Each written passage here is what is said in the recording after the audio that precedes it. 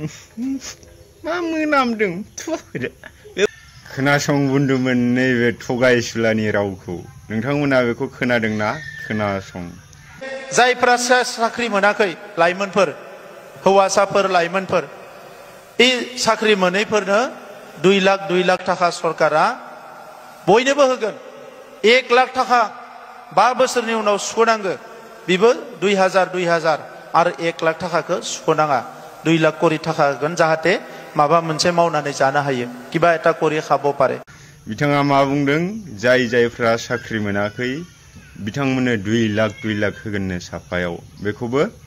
1 लाखल' सुख'नांगौ माने subsidy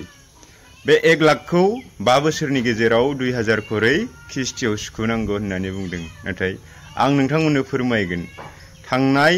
MP बिसायख'थियाव जेब्ला जयन्त बसुमतारी बिथाङा देरहादों जेब्ला दानि गान्दौला राजा खाम्फा बरगयारी बिथाङा जेनदों रायजो राजाफोरा खाम्फा बरगयारी बिथांनो भट होदों नाथाय माखासे एडमिनिस्ट्रेशन बेलायाव बेखौ फेजेननायनि माखासे खामानि मावनायनि जाहोनाव बिथाङा जेननो गोनां जादों जयन्तखौ रायजो राजाफोरा भट होनानै देरहा होआखै नाथाय जयन्तआ देरहादों दा बेफोरखौ मानो जों बुंबाय थानो नाथाय बिथाङा बुंदों जे प्रमद बर' बिथाङा बुंदों जे 2 लाख करै लाइमोन बिथांमोननो होगोन होननानै दा बेवहाय आं बुंनि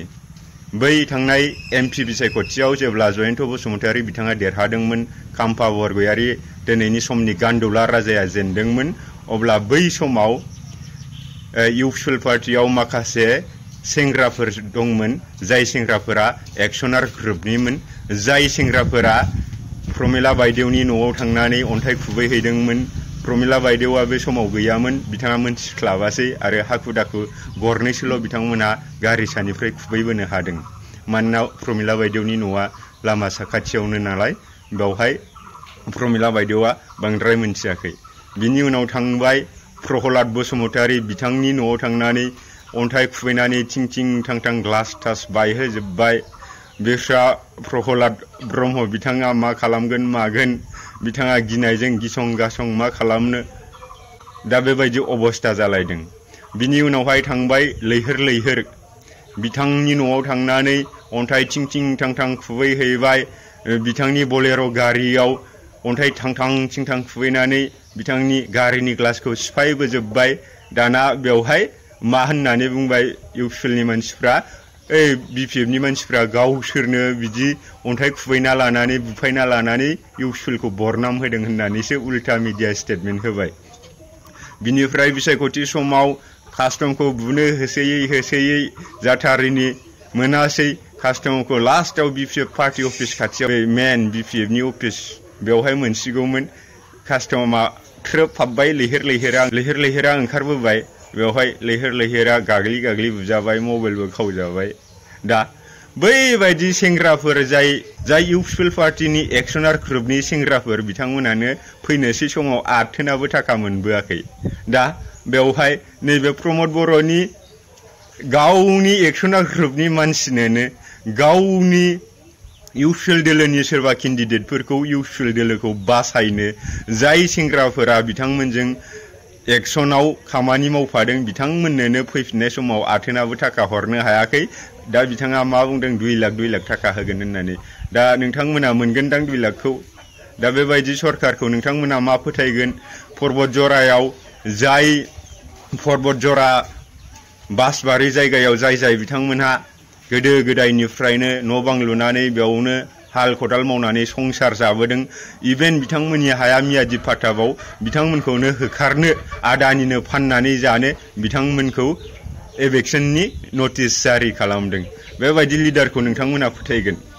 बेखायनो दा फोथाय प्रमद बर' बायदिखौ दा फोथाय बिनि खोथायाव खुनु भेलु गैया आंखौनो मा खालामदों नोंथांमोना मिथिगौ दा बेफोरखौ बुंलायनांगौ होननानै आं साना उननि समाव बुंगोन स' थेंक इउ माने थेंक इउजों लोगोसे दंबावो र' मा जाबाय एक्सनार ग्रुपनाथ' बुखांनाथ' गिलुं सोरबा बुग्राफ्रा खम फिलाजोब्बाय एसपि असिफोरखौ सोर हेन्डेल खालामनाय बेफोरखौबो आं मिथिगौ बिनिफ्राय मा जाबाय एक्सनार ग्रुपनि मानसिफोराथ' न'आव फैथारनांसिगौ दाना मा जाबाय प्रमदा इलेक्शन जोबनाय लोगो लोगो दिल्ली थांबाय दिल्ली थांना फैनानै सार फैगोननो नेयो बिरसाफोर फैबाय फैनानै दाना मा हाइजें गायनांगौ हालदै गायनांगौ होनफैबाय थाखा फैसायानो गैयाबा बाय माजों हाइजें माजों हालदै माजों ना फिसिगोन बबेजों फुख्रि जावगोन माबा ना फिसिनांगौ फुख्रि जावनांगौ हाइजें हालदै गायनांगौ बुंफैलाबायबाय बिदि बुंखां आरिखां दाना मा जाबाय इएम सार दं इएम सारा नोंथांमोननि खामानिखौ मावनानै होसिगोन जाबाय दाना फेरेंगा बिथाङा दंहैखायो प्रमोदा ब्लड ओंखारलांबाय दाना फेरेंगा बिथाङा बुंलायबाय जों साननैसोनि उनाव फैगोन ज' बेदर जागोन होननानै थांबाय अबाव बेदर अबाव मा बेदरबो दरसेबो गैया इभेन बिरसाफोर फैफिननो बिथांमोना थाखा फैसायानो गैया स' बे प्रमोद बर' बायदि लिडारखौ फोथायनांगौ होननानै आं साना नोंथांमोना फोथायोना फोथाया नोंथांमोननि बिटिसिनि जुदि मान मर्यादाखौ लाखिनो आरो बिटिसिआव नोंथांमोना जोंदामादायै थांनानै थानो बा आलो गोजोनै थांनानै थानो थाखायब्ला आंनिब्ला प्रमोद बर' बायदि मानसिखौ फोथायनानै लाब गैया नागेशवा जेरै खारो बेबायदि मा मोनामदों बेबायदि गारनांगौ आरो नङा होमबा बे थाइजौ गोखैखौ फानखांबाय खनसे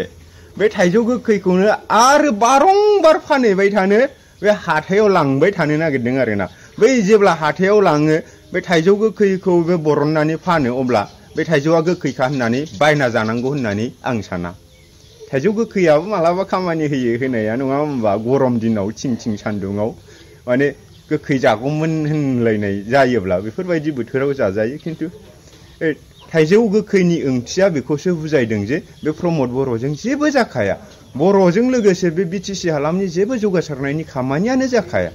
थाखा फैसा बिथाङा माबायदि जायो बेखौ आं उननि भिडिअआव बुंनोसै बे गान्दौला राजाजोंनो बुंफागोन बा सोरजोंबा बुंगोन स' बेखिनियाव बेखौ बुंबाय स' थेंक इउ नोंथांमोननि गोसोनि खोथा सोरबा दिनै नोंथांमोना जयेन जाबाय थादों खिन्थु जयेन जा थाखा मोनखांबाथाय गिदिंनानै बिपिएफआव फैफिन होननानैसो आं नोंथांमोनखौ बयखौबो खावलायनो सानो मानोना हाग्रामा महिलारि बायदि सासे मोजां गोसोनि नेता जों बिटिसि रायजोआव मोननाय नङा बे प्रमोद बर'नि 5 बोसोराव जों माबायदि खैदां खैफोद सहायनांदों रायजोफोर बुजिनानै ला नङा होमबा